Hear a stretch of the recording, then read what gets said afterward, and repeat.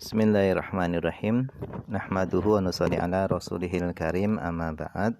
Insyaallah pada kesempatan ini kita akan melanjutkan kembali pembacaan kitab Minhajut Thalibin yang ditulis oleh Al-Imam An-Nawawi rahimahullahu ta'ala.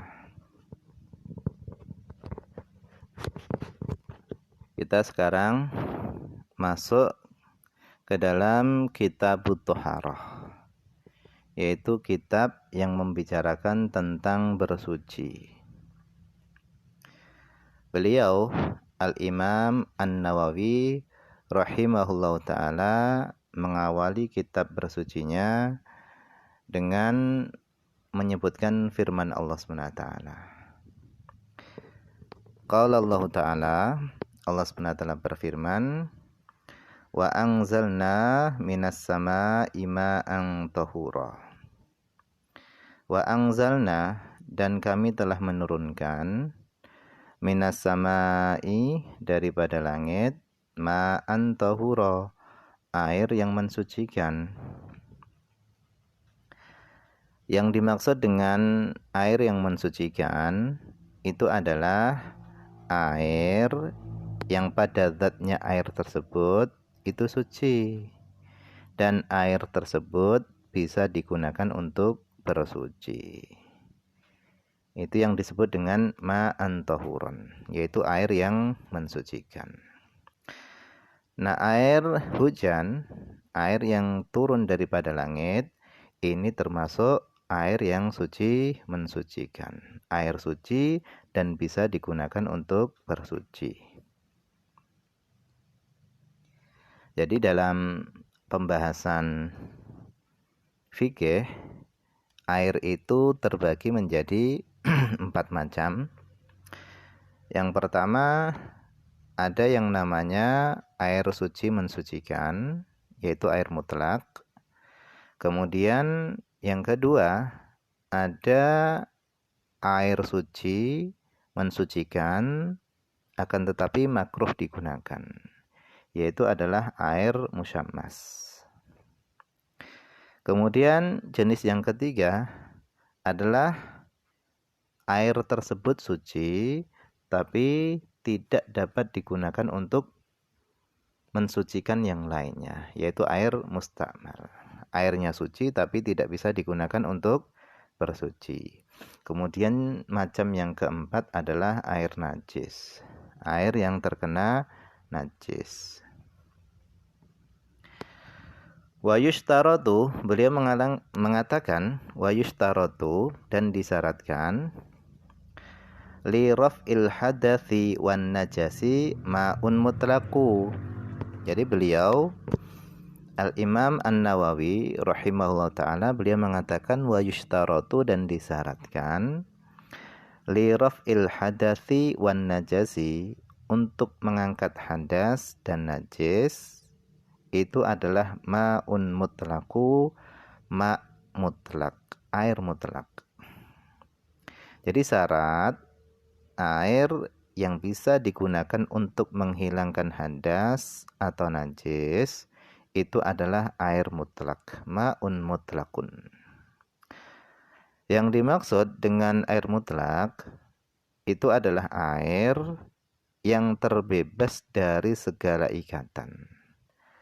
Artinya, ketika kita meletakkan air itu di mana saja tempat, kita tetap menyebut air tersebut adalah air tanpa ada ikatan apapun. Itu namanya air mutlak.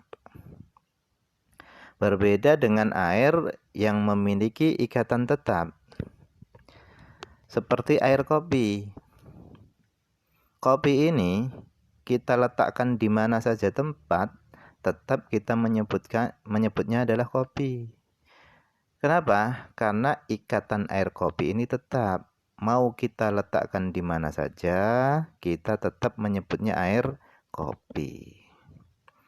Nah, air yang ikatannya tetap seperti air kopi ini adalah jenis air yang suci tapi tidak dapat digunakan untuk bersuci.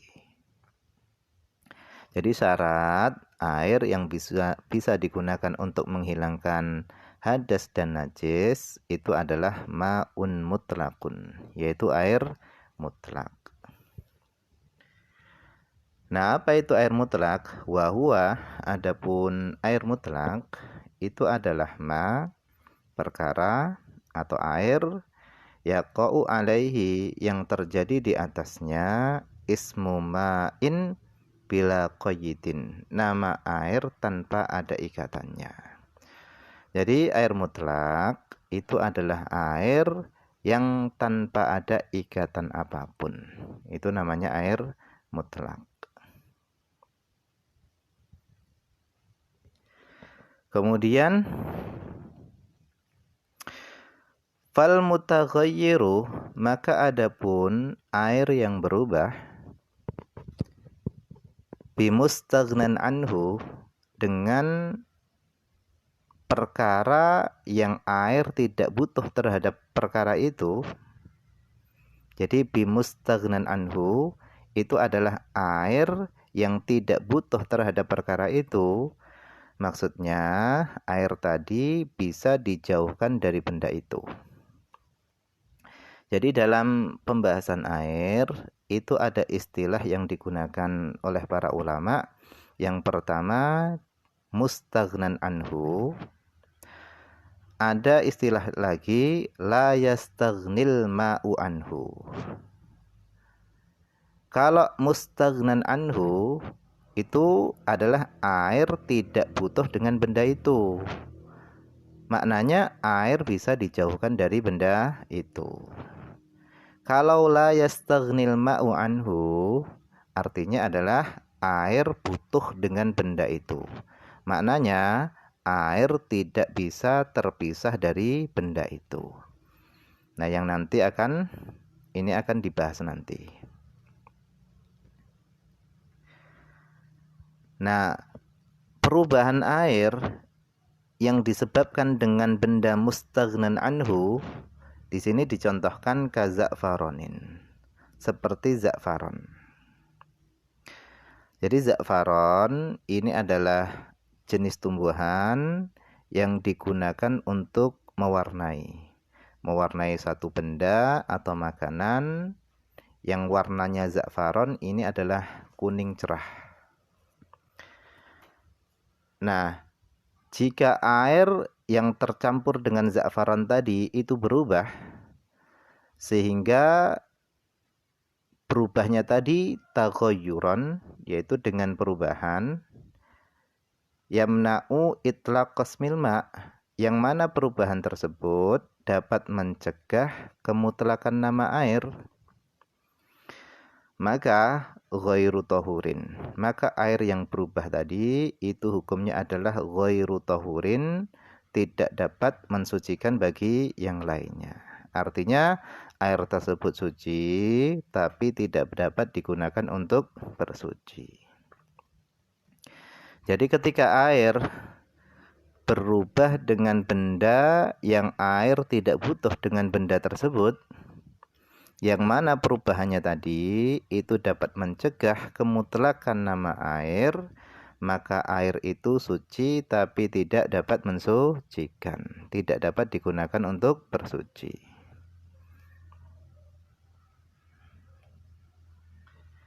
Wala yadurru, dan tidak masalah. Wala yadurru, dan tidak masalah, taghayyurun, perubahan, la yamna'ul isma, yang tidak dapat mencegah nama air. Jadi perubahan yang tidak mencegah nama air itu tidak masalah, masih suci, mensucikan. Artinya air tersebut hanya berubah sedikit saja, kita masih menyebut air tersebut masih disebut air. Maka ini enggak masalah, masih suci, mensucikan.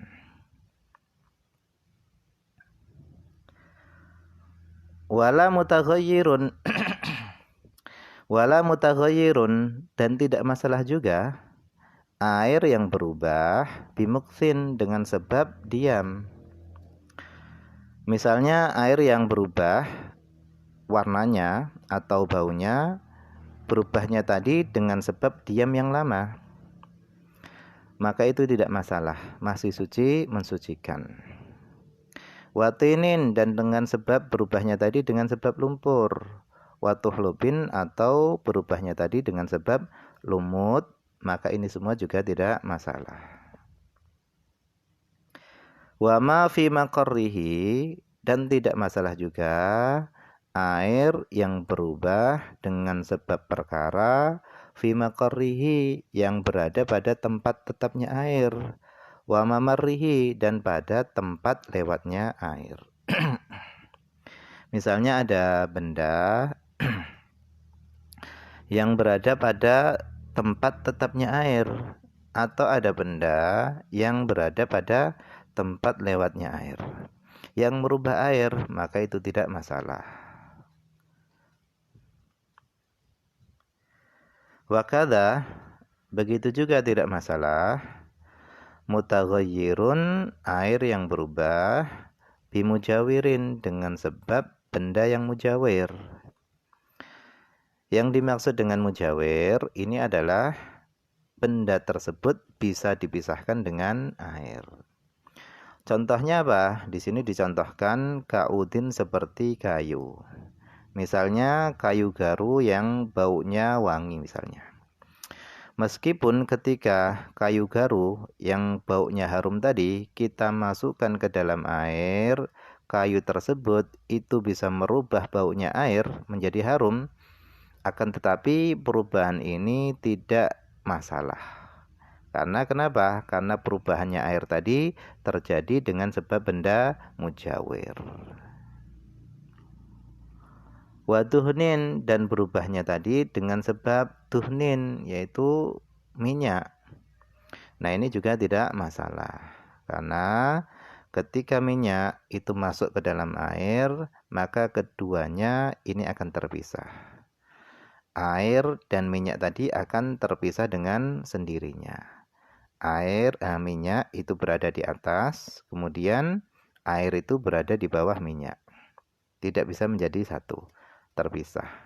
Minyaknya di bagian atas, airnya di bagian bawah minyak.